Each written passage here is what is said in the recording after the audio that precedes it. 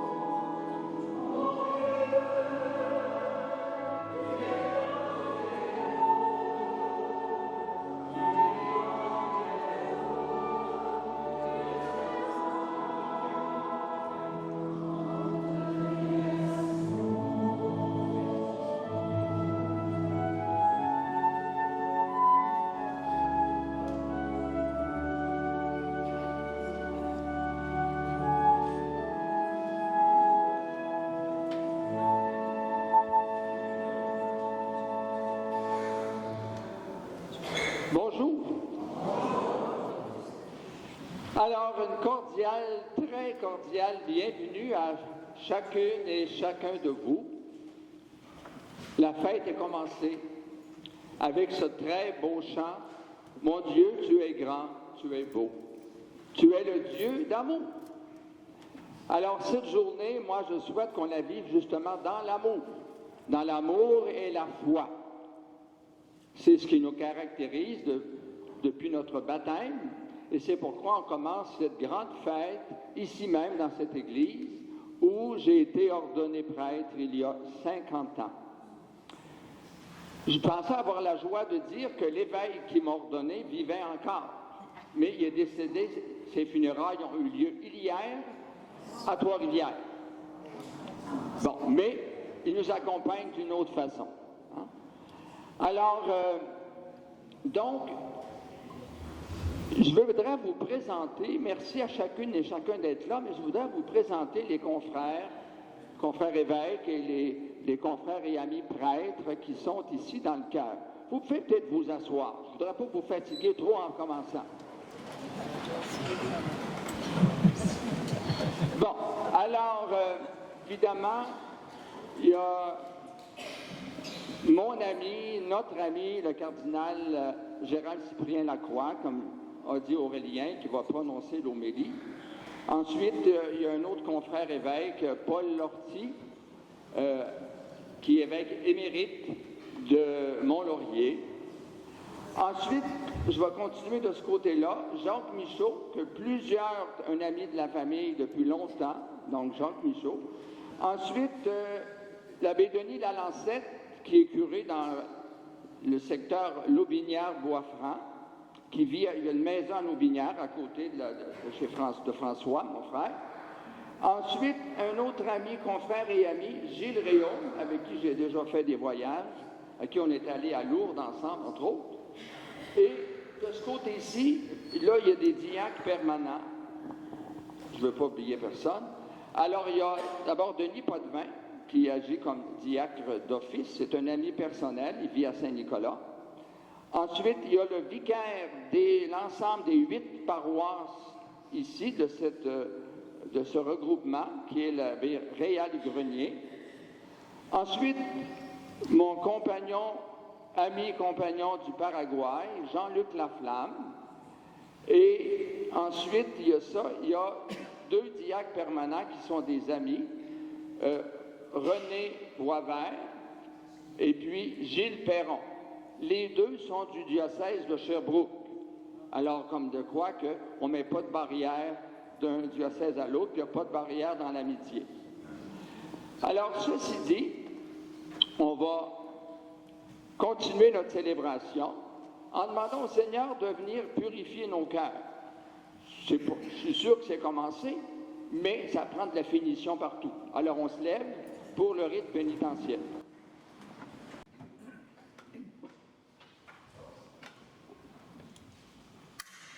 Dieu nous a créés pour la vie. Il nous a envoyé son Fils pour sauver le monde et non pour le condamner. Ce dessein d'amour se révèle à chaque Eucharistie. Pour bien l'accueillir, commençons par implorer la miséricorde divine, celle qui purifie et nous libère. Seigneur Jésus, toi qui as été envoyé pour la conversion de l'humanité, prends pitié de nous. Ô Christ, toi qui es venu dans le monde pour réconcilier terre et ciel, prends pitié de nous. Seigneur, toi qui es assis à la droite du Père, où tu intercèdes pour nous avec compassion, prends pitié de nous. Que Dieu, qui est tout amour et compassion, nous fasse miséricorde, qu'il nous pardonne nos péchés et nous conduise à la vie éternelle. Unissons-nous à la chorale pour la louange à notre Dieu d'amour.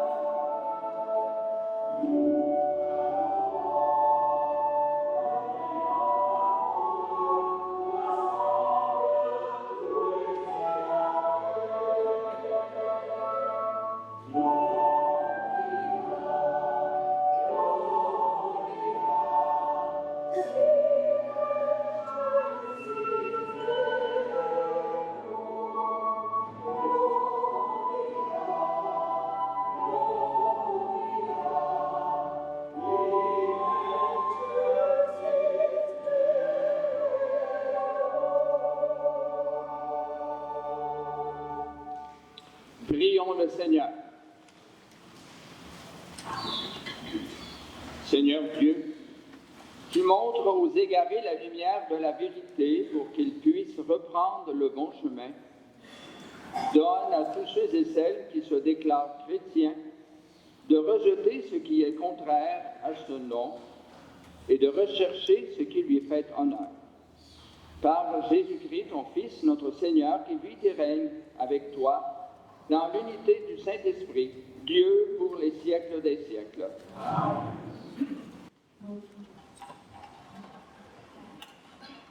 Maintenant, nous écoutons la parole de Dieu, nous accueillons le Seigneur qui vient à nous par sa parole.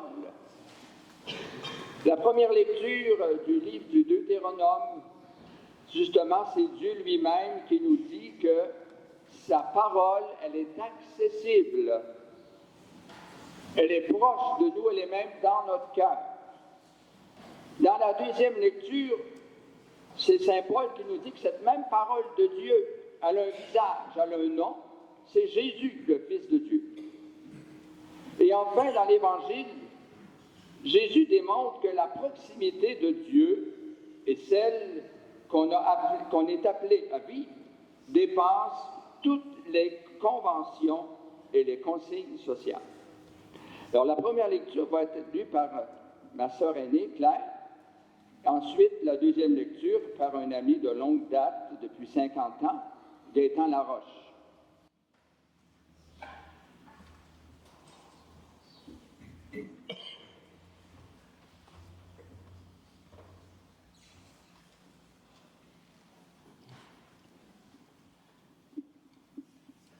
Lecture du livre du Deutéronome. Moïse disait au peuple, « Écoute la voix du Seigneur ton Dieu, en observant ses commandements et ses décrets, inscrits dans ce livre de la loi. Et reviens au Seigneur ton Dieu de tout ton cœur et de toute ton âme. Car cette loi que je prescris aujourd'hui n'est pas au-dessus de tes forces, ni hors de ton atteinte. Elle n'est pas dans les cieux pour que tu dises, qui montera aux cieux nous la chercher? Qui nous la fera entendre afin que nous la mettions en pratique? Elle n'est pas au-delà des mers pour que tu dises, qui se rendra au-delà des mers nous la chercher? Qui nous la fera entendre afin que nous la mettions en pratique? Elle est tout près de toi, cette parole. Elle est dans ta bouche et dans ton cœur, afin que tu la mettes en pratique. Parole du Seigneur.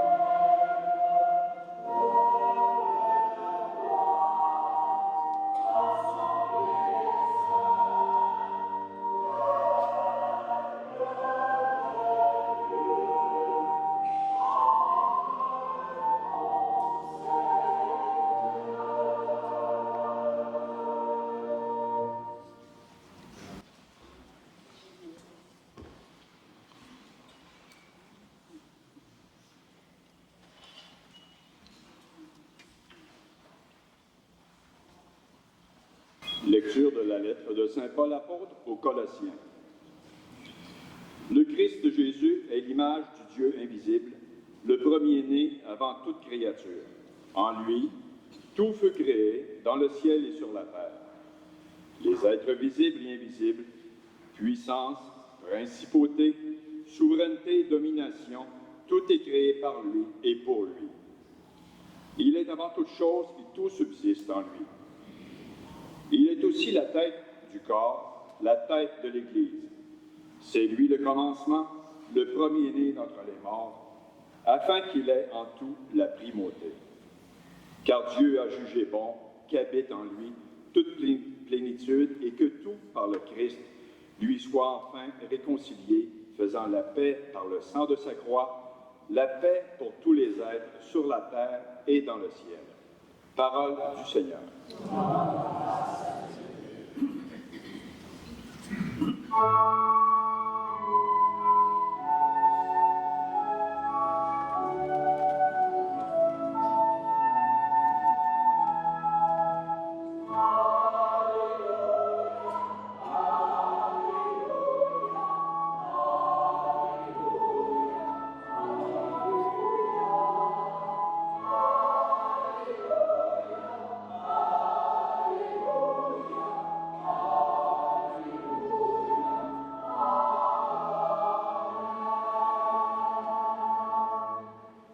Les paroles, Seigneur, sont esprit et elles sont vie. Tu as les paroles de la vie éternelle.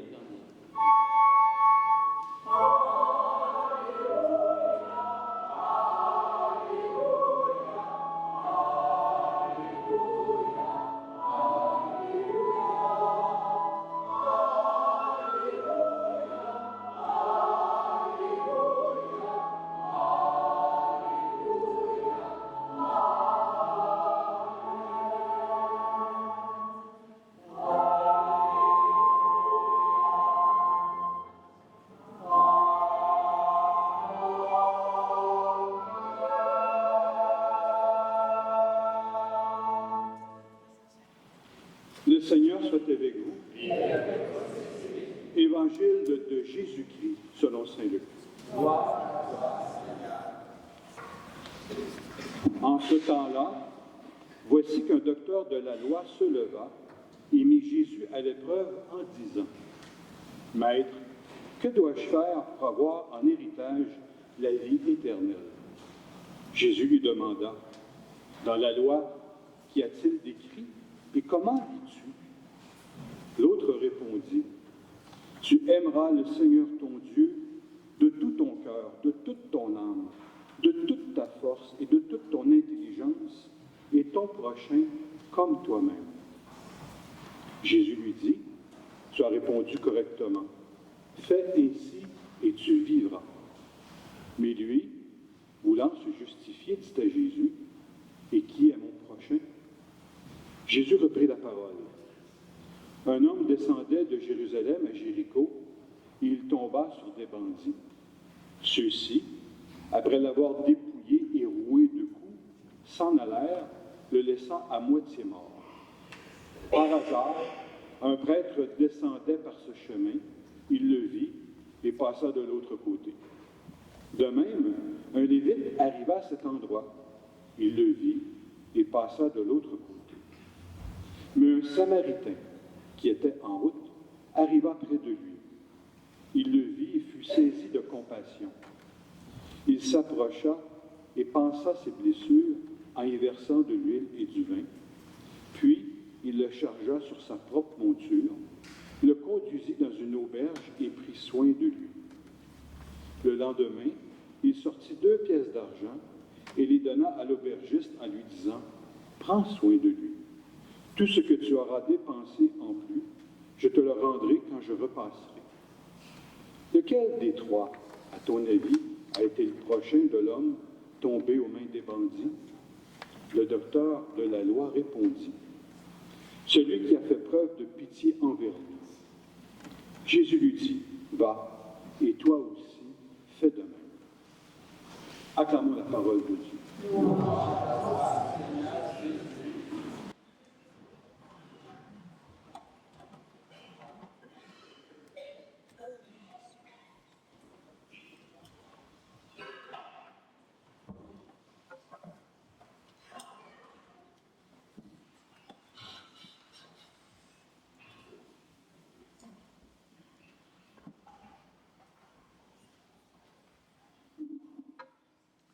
Très cher jubilaire, Gilles, confrère et évêque, grand frère et ami, très chers frères et sœurs, membres de la famille de Gilles, amis, paroissiens, paroissiennes. Plusieurs d'entre vous se souvenaient peut-être de la campagne de publicité pour le recrutement des forces armées il y a quelques années. Plusieurs annonces avaient ce thème. Si la vie vous intéresse. Vous vous souvenez de ça? Eh bien, les textes bibliques de ce dimanche parlent précisément à ceux et celles qui sont intéressés par la vie, qui aspirent à une vie en abondance. Voilà la vie que Dieu nous offre. Si la vie vous intéresse. Et c'est beaucoup mieux qu'une publicité, car c'est la parole de Dieu et elle est vivante et efficace. Le Seigneur est non seulement l'auteur de la vie, il est celui qui ne cesse de nous inviter à vivre, à choisir la vie, à vivre pleinement et aller jusqu'au bout de nos capacités d'aimer. C'est lui qui nous soutient en route afin que notre vie porte du fruit en abondance.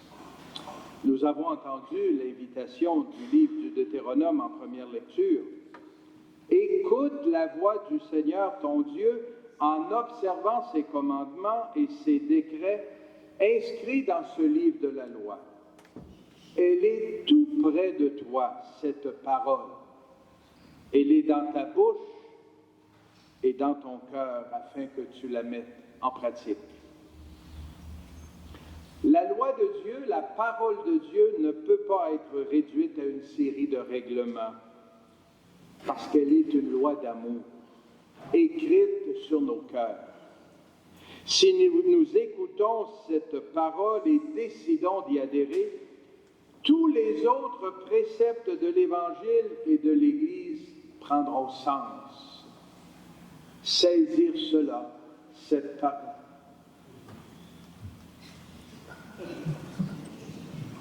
Je vais parler plus longtemps si vous me donnez du temps. Je ne voulais pas que je le dise, c'était du bien, excusez-moi. Si nous écoutons cette parole et décidons d'y adhérer, tout ce que l'Église enseigne, ce que l'Évangile enseigne, prend sens. Mais si nous ne le faisons pas, il demeure un amoncellement de textes morts, des vieux récits d'autrefois qui ne trouvent pas écho dans notre cœur et dans notre vie.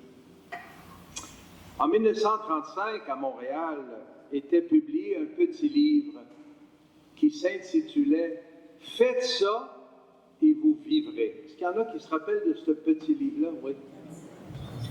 Pas vous, mon Seigneur, vous étiez trop jeune. Faites ça et vous vivrez. La première édition, en 1935, s'est vendue comme des petits pains chauds, 250 000 exemplaires. Et au cours des années qui ont suivi, des millions de copies de ce petit livre ont été vendues. Prix de vente, 5 sous. Que contenait ce petit livre, cet ouvrage, pour qu'il soit si populaire? Les 4 évangiles. C'était la première fois qu'étaient publiés de façon populaire les 4 évangiles en un seul pour monsieur, madame, tout le monde. Une petite édition de poche. Les jeunes de la JOC de l'époque, la jeunesse ouvrière catholique, ont commencé à fréquenter l'Évangile. Pour la première fois, ils l'avaient entre les mains, même si dans nos maisons, il y avait des belles Bibles en quelque part, mais qu'on ne pouvait pas toucher, ou qui étaient dans un tiroir ou dans une belle boîte, des beaux livres, mais qu'on n'avait pas accès. Pour la première fois, les jeunes, les laïcs avaient droit de l'avoir entre les mains, à partager et à découvrir que le titre sur la page couverture était juste. Vivre l'Évangile fait vivre, ouvre des horizons nouveaux, change le cœur et donne une nouvelle orientation à la vie. Car l'Évangile, Monseigneur Lemay le disait tout à l'heure, l'Évangile, c'est quelqu'un. l'Évangile a un visage, c'est Jésus. Et le rencontrer, lui, change la vie tout entière. Le pape Benoît XVI a écrit bellement ces quelques lignes que je veux vous citer. À l'origine du fait d'être chrétien, il n'y a pas une décision éthique ou une grande idée, mais la rencontre avec un événement, avec une personne qui donne à la vie un nouvel horizon et par là son orientation décisive, Jésus-Christ. Aujourd'hui, en ce dimanche festif, nous pouvons nous appuyer sur le témoignage de quelqu'un qui a vécu cette rencontre avec Jésus et qui a choisi de répondre à son appel en donnant sa vie pour aimer et servir comme le Seigneur l'a fait. Depuis 50 ans, notre ami Gilles a reçu le ministère d'annoncer l'Évangile, de l'accueillir dans son propre cœur pour qu'il en soit formé, transformé et pour partager cette bonne nouvelle avec tous ceux et celles qu'il croiserait sur son chemin. Ça fait 50 ans qu'il se dévoue à faire cela sans relâche.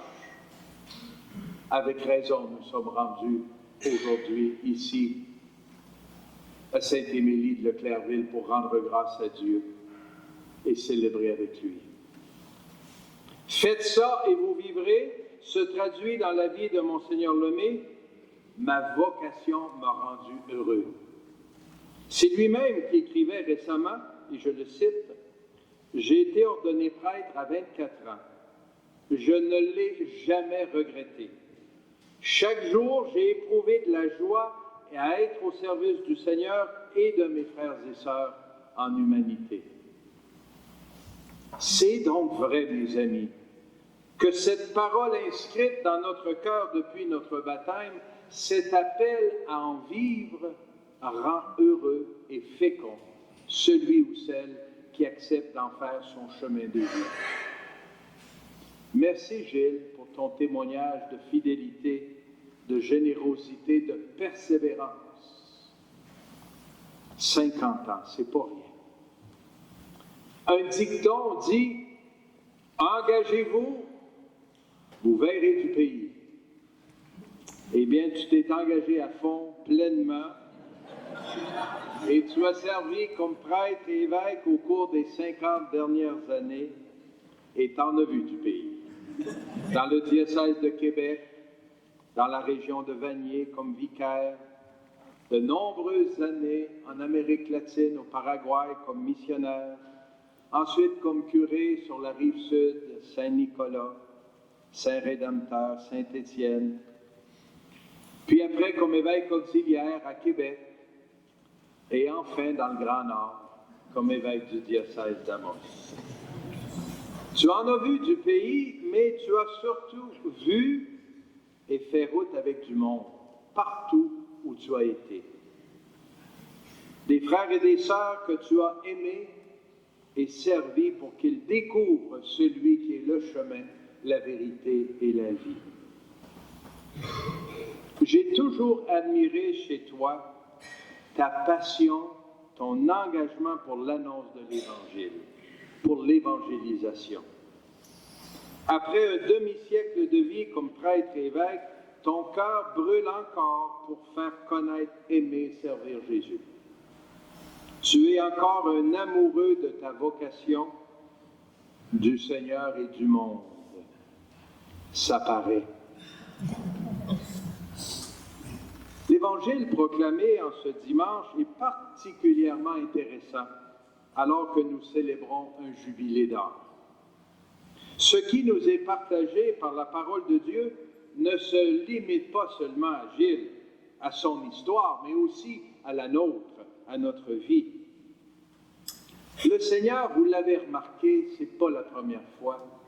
Le Seigneur a l'art de nous parler à chacun, à chacune, en nous invitant à avancer dans la confiance et la foi sur la route de notre propre vie. Et en route, il nous enseigne, il nous guide, il nous rassure. Nous pouvons, nous aussi, comme le docteur de la loi que Jésus rencontre dans la page d'Évangile qu'on vient d'entendre, avoir des questions à poser au Seigneur. Maître, que dois-je faire pour avoir en héritage la vie éternelle? Une question légitime, existentielle. Et le docteur de la loi donne la bonne réponse. Tu aimeras le Seigneur de tout ton cœur, de toute ton âme, de toute ta force et de toute ton intelligence. Et ton prochain comme toi-même. Que dois-je faire? Aimer. Aimer Dieu, aimer mon prochain. Ça semble si simple, mais ça exige, vous le savez, tout comme moi, une décision de tous les jours. Un don de soi qui se renouvelle sans cesse. C'est vrai pour un prêtre, un évêque, mais c'est aussi vrai pour un couple, pour un célibataire, pour toute autre vocation. Toute vocation est un appel à aimer. Il n'y a pas d'autre chemin que celui de l'amour, du don de soi par amour, de la persévérance dans les épreuves par amour, dans le service par amour. Être chrétien comporte nécessairement ces deux amours, l'amour pour Dieu et l'amour pour notre prochain, pour nos frères et sœurs. Dans la parabole qui suit, très connue, du bon Samaritain, remarquez que Jésus ne répond pas à la question en expliquant de façon théorique ce qu'il doit faire pour hériter de la vie éternelle. Il ne philosophe pas sur la philanthropie et les bienfaits de l'altruisme. Le message de Jésus est bien concret et très clair. Le prochain, c'est celui dont tu te fais proche, que tu sers ou que tu dépannes quand il a besoin. S'approcher de quelqu'un et en faire son prochain, c'est quelque chose qui ne se fait pas dans les nuages. C'est une démarche concrète dans la vie de chacun. Le Samaritain aperçoit l'homme dans le besoin, il s'arrête, il le fait monter sur sa monture, le porte à l'auberge, il s'assure qu'il ait le nécessaire, les soins, il paye même d'avance pour qu'on en prenne soin alors que lui poursuit son chemin. L'amour qui fait vivre, nous le savons mes amis, ne se limite pas à des mots, à de belles paroles, à mettre des actions bien concrètes. Tout au long de notre vie, nous avons de multiples occasions d'exprimer notre amour au quotidien. C'est notre façon ordinaire de vivre. Vous avez remarqué qu'aujourd'hui, on est tous revêtus de vert. Pourtant, c'est un dimanche festif, on aurait pu être en blanc. Mais Monseigneur Lemay a choisi la couleur de la vie ordinaire pour le jour de sa fête parce que nous vivons dans l'ordinaire de la vie ce que Dieu nous demande, aimer et servir. Et c'est le témoignage qu'il nous a laissé au cours de ces 50 dernières années. Nous passons la majeure partie de notre vie dans l'ordinaire, dans le temps ordinaire. Et notre vie ordinaire est habitée, nourrie par l'amour, et ça donne une couleur, un sens à toutes les journées que le Seigneur nous donne de vivre. Cher Gilles, au cours de cette Eucharistie d'Action de grâce ce matin, à l'occasion de tes 50 années d'ordination presbytérale, nous voulons, nous les membres de ta famille et tes amis, rendre grâce à Dieu pour le témoin que tu es, pour l'amour que tu as semé partout sur ton chemin. Ta générosité, ta persévérance à servir là où le Seigneur t'a appelé, là où ton évêque ou le pape t'a envoyé, est un témoignage très édifiant. Faites ça et vous vivrez.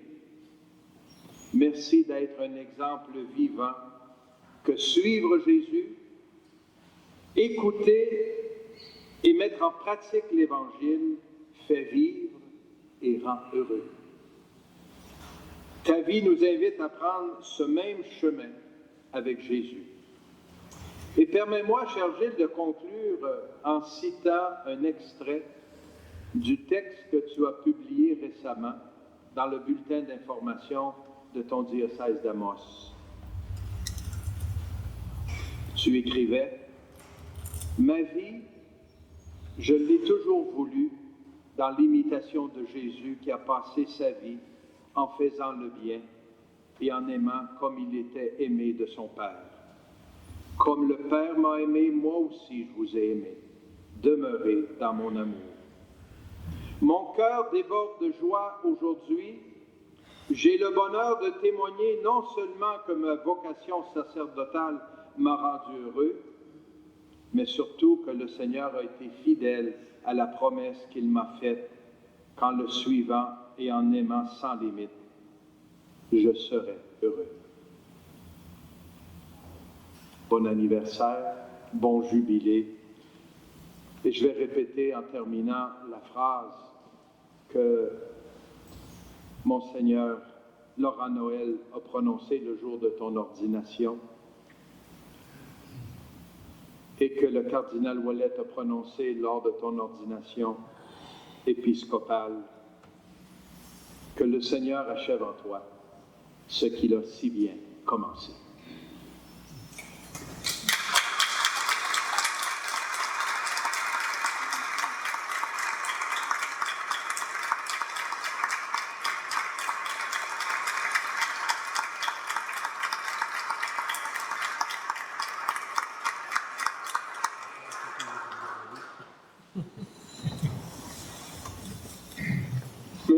Merci de tout cœur, Gérald. Comprenez que, écoutez, des paroles comme ça qui sortent du cœur, mais ça touche le cœur, ça donne des émotions. Alors, merci encore, cher Gérald. Alors, au début, j'ai dit que c'est une fête d'amour et de foi. Alors, on va maintenant prononcer, on va dire notre foi ensemble.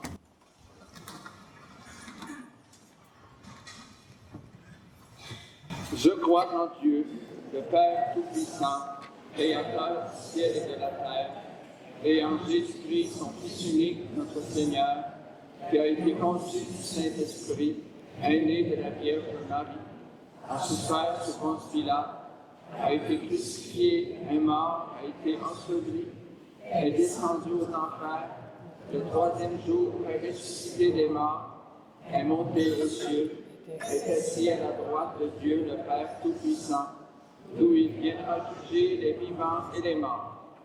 Je crois en l'Esprit Saint, à la Sainte Église catholique, à la communion des saints, à la rémission des péchés, à la résurrection de la chair, à la vie éternelle. Amen. Dieu est le premier Samaritain qui est venu par son Fils secourir l'humanité. Tournons-nous vers lui pour lui confier les besoins du monde et de l'Église. Alors le répond est indiqué dans votre crayon, vous pouvez déjà le dire une fois ensemble.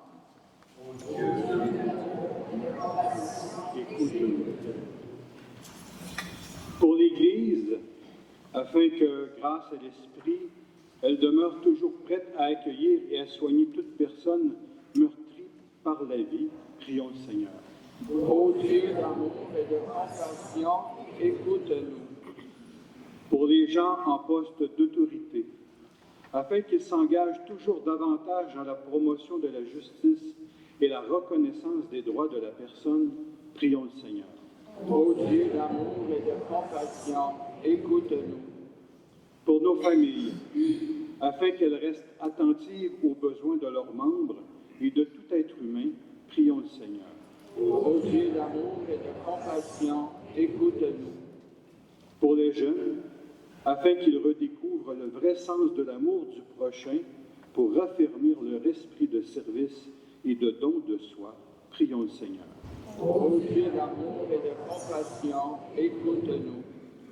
Pour les membres de nos communautés, afin qu'à l'exemple du bon Samaritain, il ressente de la compassion devant toutes les âmes en détresse et s'applique à leur apporter de l'aide. Prions le Seigneur.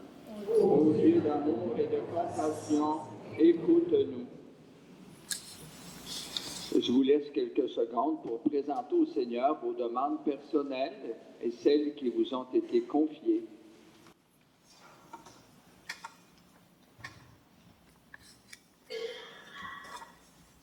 Seigneur, tu es toujours attentif à la prière de tes enfants. Exauce-nous dans ta grande bonté et remplis-nous de ton esprit. Par Jésus le Christ, notre Seigneur. Amen.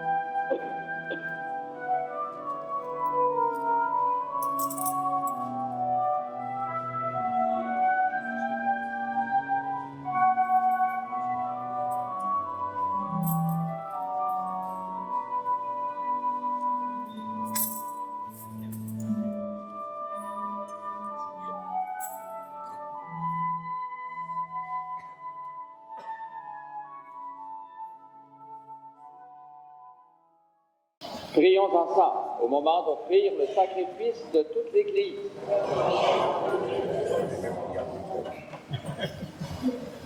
Regarde, Seigneur, les dons de ton Église qui te supplient. Accorde à tes fidèles qui vont les recevoir la grâce d'une sainteté plus grande. Par le Christ notre Seigneur. Le Seigneur soit avec vous. Élevons notre cœur. Pour l'amour qu'il a pour chacune et chacun de nous, rendons grâce au Seigneur notre Dieu. Vraiment, il est juste et bon, pour ta gloire et notre salut, de t'offrir notre action de grâce, toujours et en tout lieu, Seigneur, Père très saint, Dieu éternel et tout-puissant, par le Christ notre Seigneur. Dans sa pitié pour nos égarements, il a voulu naître de la Vierge Marie. Par la souffrance de la croix, il nous a délivrés de la mort éternelle.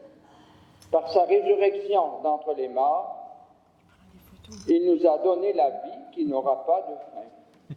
C'est pourquoi, avec les anges et les archanges, avec les puissances d'en haut et tous les esprits bienheureux, nous chantons l'hymne de ta gloire et sans fin nous proclamons.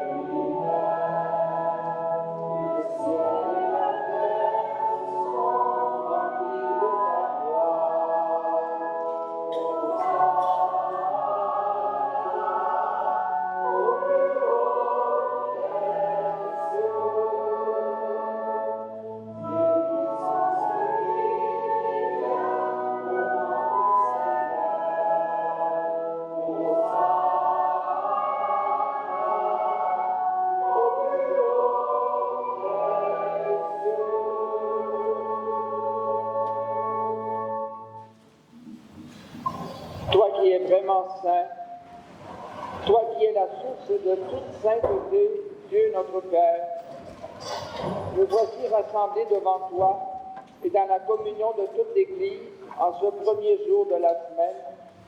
Nous célébrons le jour où le Christ est ressuscité d'entre les morts. Par lui, que tu sois élevé à ta droite, nous te prions. Sanctifie ces offrandes en répandant sur elles ton esprit, qu'elles deviennent pour nous le corps et le sang de Jésus le Christ notre Seigneur. Au moment d'être livré et d'entrer librement dans sa passion, il prit le pain, il rendit grâce, il le rompit et le donna à ses disciples en disant « Prenez et mangez-en tous, ceci est mon corps livré pour vous. »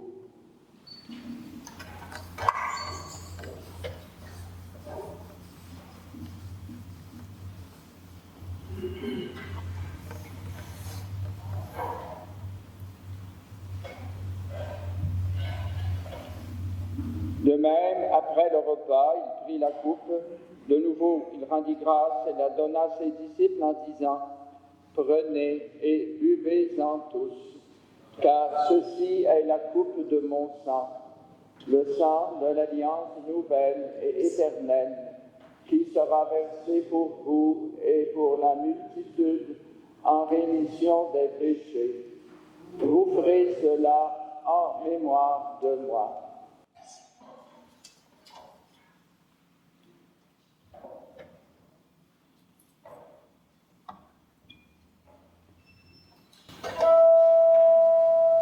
Il est quoi la misère de la foi?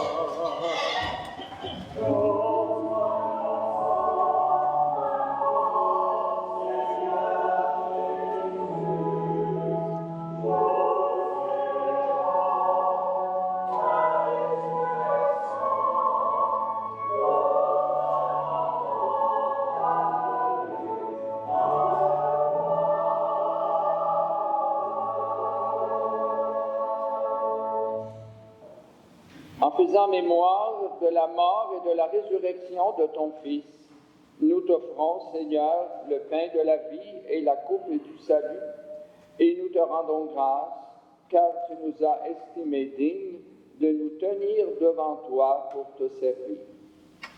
Humblement, nous te demandons qu'en ayant part au corps et au sang du Christ, nous soyons rassemblés par l'Esprit Saint en un seul corps. Souviens-toi, Seigneur, de ton Église répandue à travers le monde. Fais-la grandir dans ta charité en union avec notre pape François, moi-même ton humble serviteur, Marc qui collabore avec moi, Gilles en cette fête de son jubilé, et tous les évêques, les prêtres et les diacres.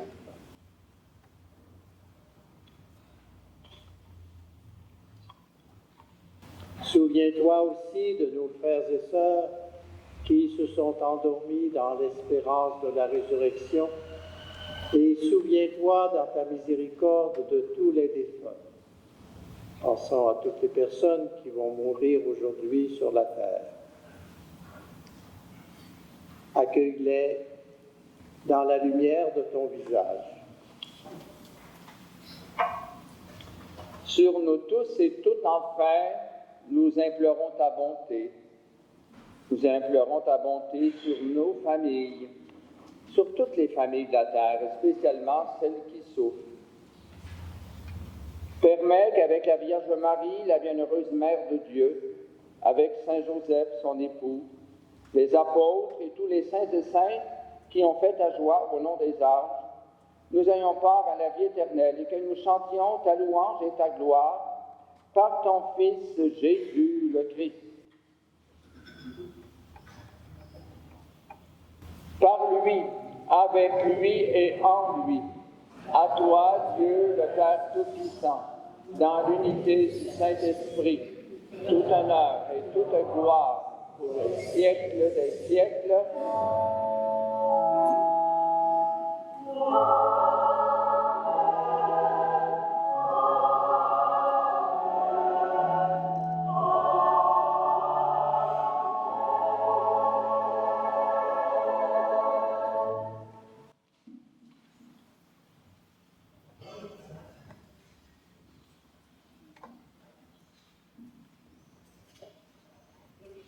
Jésus disait dans l'Évangile, en fait, là, toi aussi fais de même.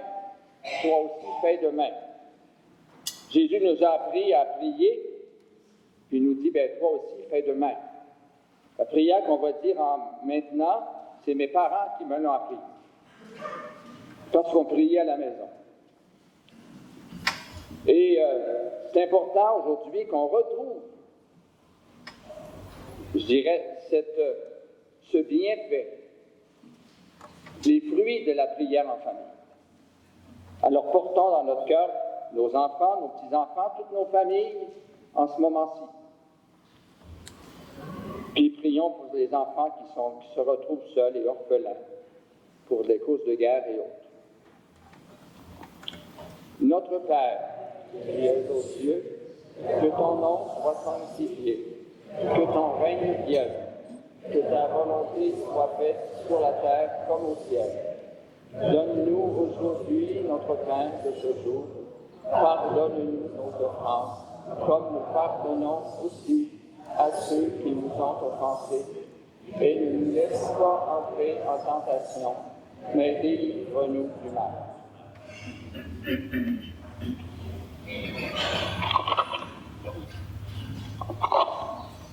Délivre-nous de tout mal, Seigneur, et donne la paix à notre temps.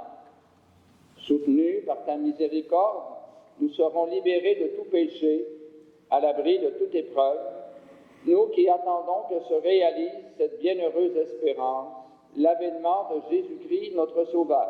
Grâce à toi.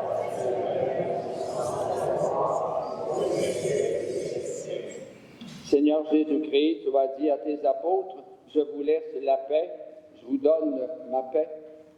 Ne regarde pas nos péchés, mais la foi de ton Église. Pour que ta volonté s'accomplisse, donne-lui toujours cette paix et conduis-la vers l'unité parfaite, toi qui règnes pour les siècles des siècles. Que la paix du Seigneur soit toujours avec vous. Frères et sœurs, dans la charité du Christ, donnez-vous la paix. Au moins un sourire là, si vous vous donnez pas la main.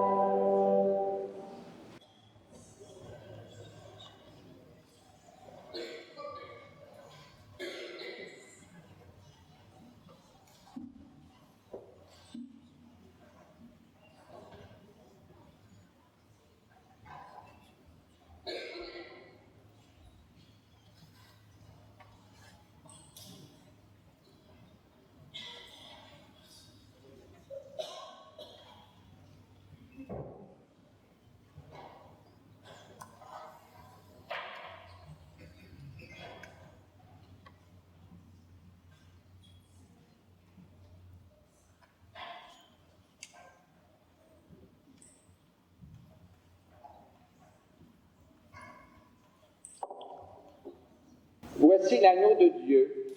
Voici celui qui enlève les péchés du monde. Heureux, heureux, les invités au repas des noces de l'agneau. Seigneur, je ne suis pas digne.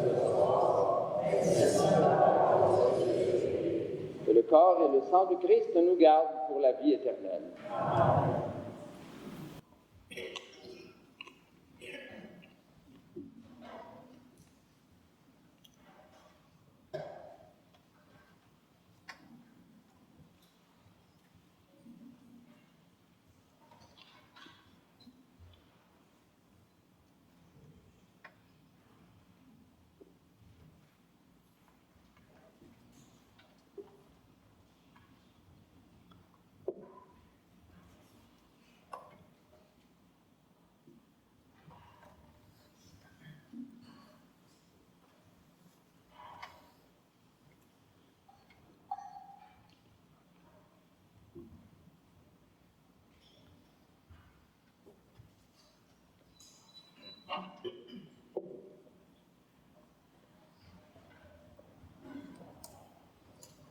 Pour la communion, nous allons être nombreux à aller vers vous. Il y a même quelqu'un qui va aller au jubé. Il y a même aussi quelqu'un qui va aller dans la deuxième partie du centre, dans les allées, évidemment, latérales.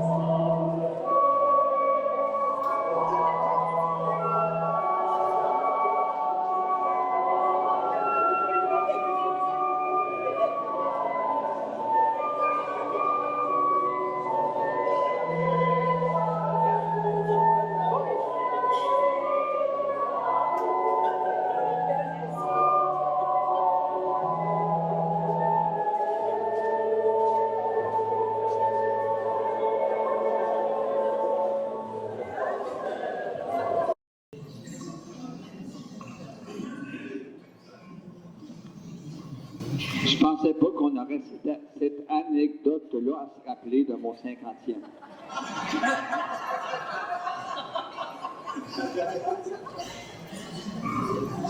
C'est qu'on a faim et soif de la parole de Dieu, puis aussi du pain vivant. Alors, on va se lever pour la dernière prière.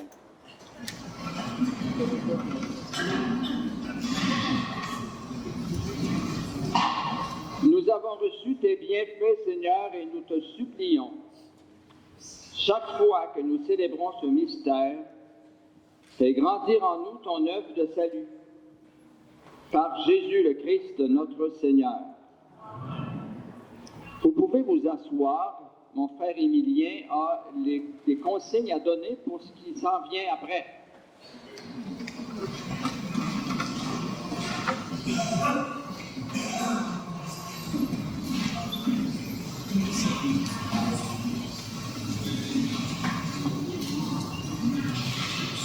Bonjour à tous.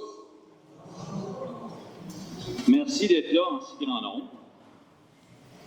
J'aimerais remercier les artisans de cette célébration. Notre émérite Gérald Cyprien Lacroix, notre frère Gilles et ses collègues, la chorale et Rachel, notre sacristine.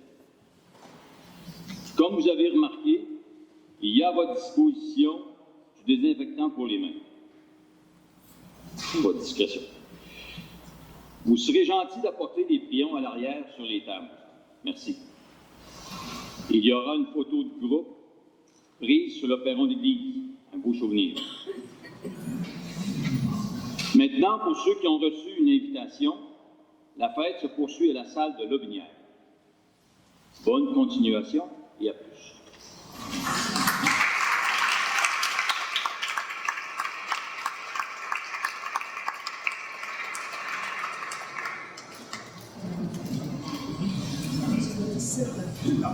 Alors, mon frère Émilien a fait des remerciements. Alors, évidemment, je les fais miens.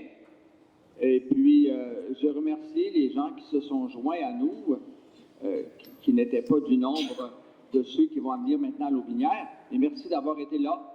C'était une grande joie. Et puis, une fois de plus, je remercie chacun des confrères prêtres, évêques, qui m'accompagnent ici, les diacres permanents.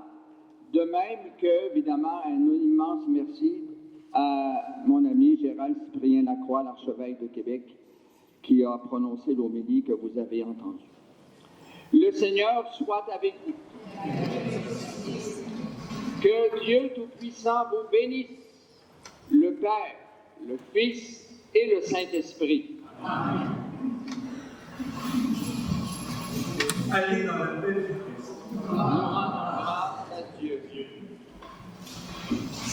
Alors, si vous voulez attendre, on va sortir les premiers, les diacres vont passer, et ensuite les prêtres et moi, puis ensuite vous suivrez, puis on prend la photo, tout le monde sur le perron de l'église. Il ne vente pas, il fait beau, il n'y a pas de pluie, on a du temps.